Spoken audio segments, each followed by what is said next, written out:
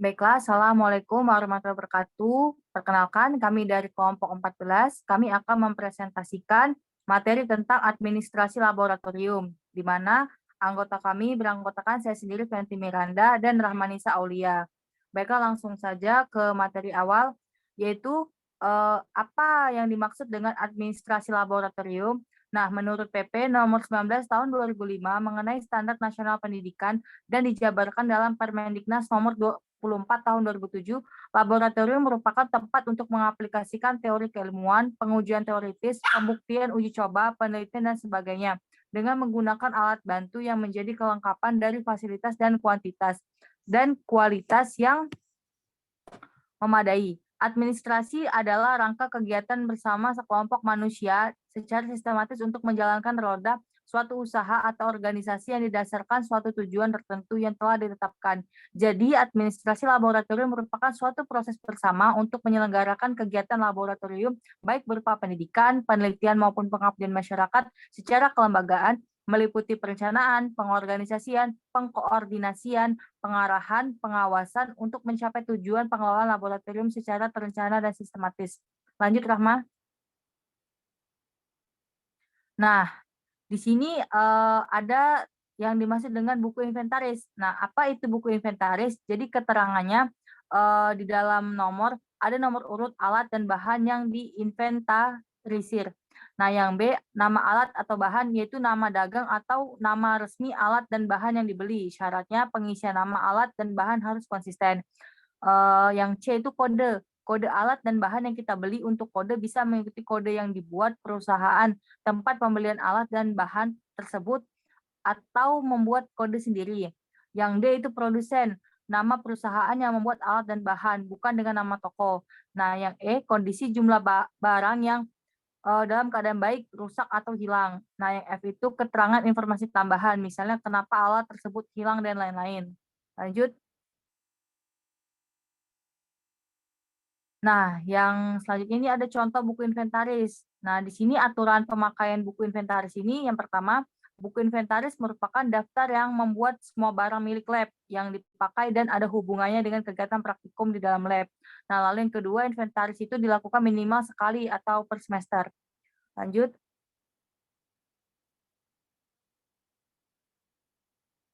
Nah, yang selanjutnya ini ada kartu sok. Nah, keterangannya di sini yang pertama itu spesifikasi. Nah, ciri khas utama dari alat atau bahan yang kita masukkan ke dalam kartu sok. Nah, yang kedua itu adalah tanggal pengecekan barang tersebut.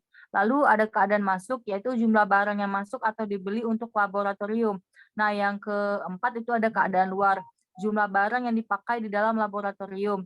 Nah, yang kelima itu ada keadaan persediaan. Jadi jumlah alat atau bahan yang disimpan di gudang atau yang tidak dipakai atau hanya sebagai cadangan. Next. Lalu ada contoh dari kartu sok. Nah, jadi aturan penggunaan kartu sok ini yang pertama, kartu sok merupakan catatan pergerakan transaksi keluar masuk suatu bahan yang terdapat di dalam lab. Lalu yang kedua itu kartu stok diletakkan bersamaan atau berdekatan dengan alat atau bahan yang bersangkutan. Nah, yang ketiga itu pencatatan di kartu stok dilakukan secara rutin dari hari ke hari. Lanjut.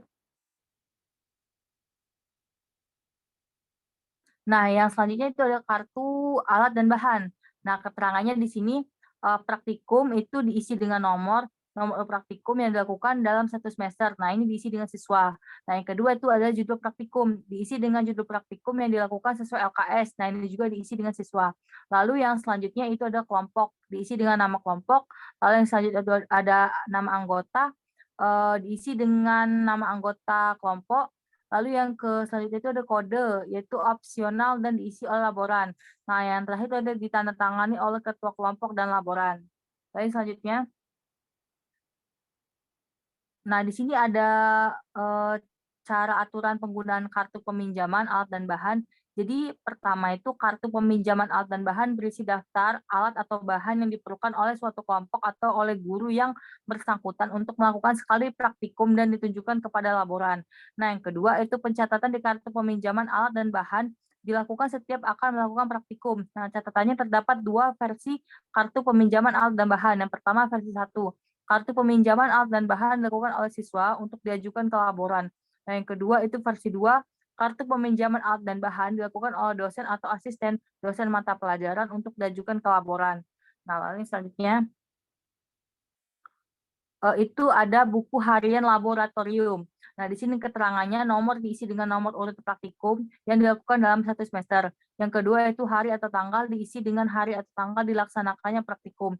Yang ketiga, judul praktikum itu diisi dengan judul praktikum yang dilakukan. Nah, yang selanjutnya itu ada kelas. Kelas diisi dengan nama kelas yang melakukan praktikum. Nah, jam diisi dengan jam pelaksanaan praktikum. Lalu paraf, paraf itu diisi dengan paraf laboran. Nah, yang keterangannya itu diisi dengan keterangan tambahan yang bisa dicantumkan. Lalu selanjutnya, selanjutnya ini ada aturan penggunaan buku catatan harian laboratorium. Yang pertama, buku catatan harian laboratorium itu merupakan buku yang berisi daftar kegiatan praktikum yang dilakukan di dalam lab. Nah, pencatatan di buku catatan harian lab ini dilakukan secara rutin dari hari ke hari. Next.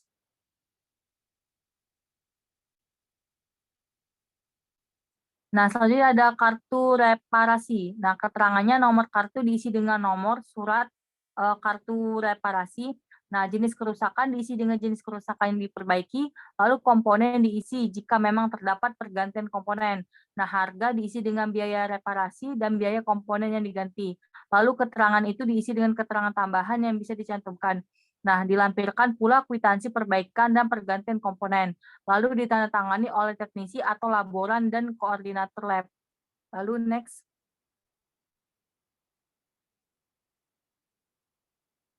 Baiklah, saya akan melanjuti presentasi.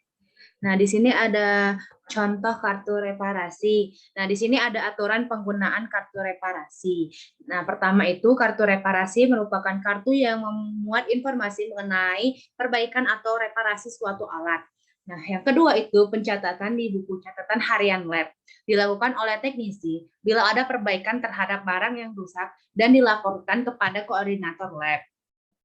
Selanjutnya itu ada label alat dan bahan. Nah, di sini keterangan yaitu dibuat tanggal. Nah, dibuat tanggal ini diisi dengan tanggal pembuatan, kedua itu bentuk bahan yaitu berupa larutan atau semacamnya. Nah, di sini juga ada catatan yaitu berisi tambahan informasi mengenai bahan-bahan tersebut.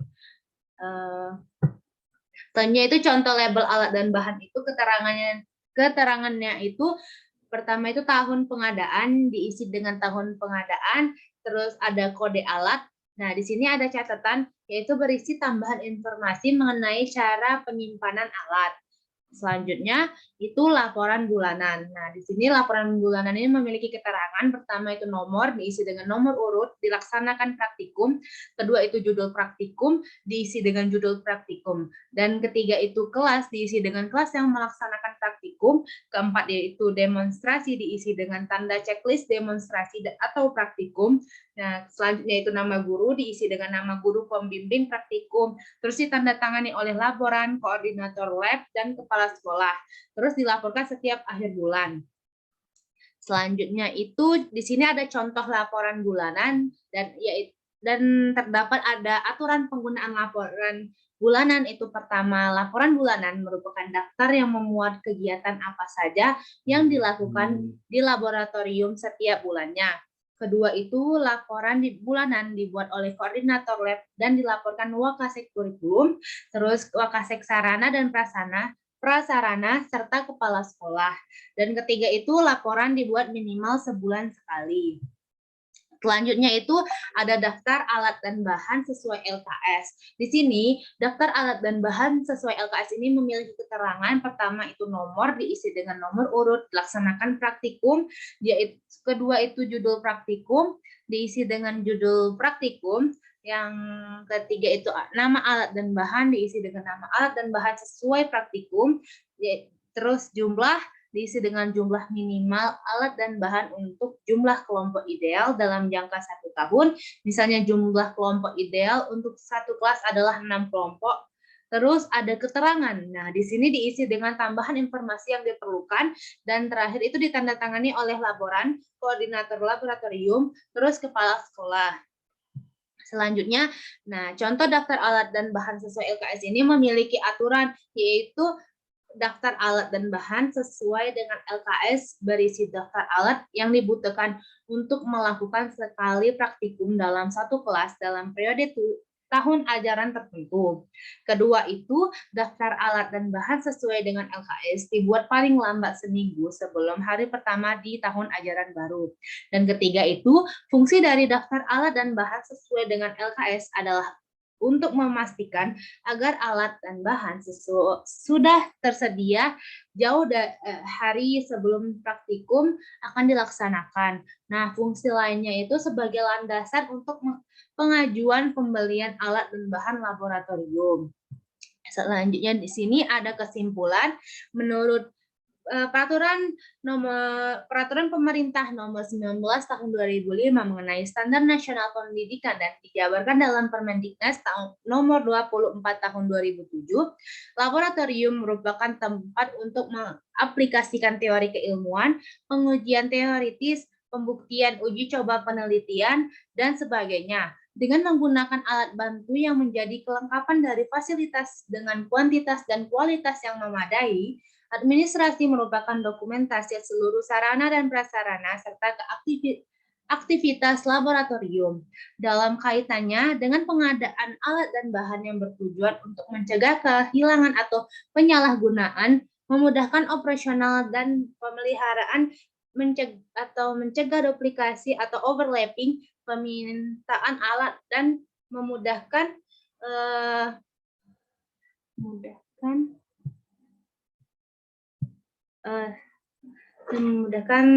sarana prasarana di sekolah. Sekian dari kelompok kami. Mohon maaf apabila ada terjadi salah-salah kata. Kami mohon maaf. Kami akhiri. Wassalamualaikum warahmatullahi wabarakatuh.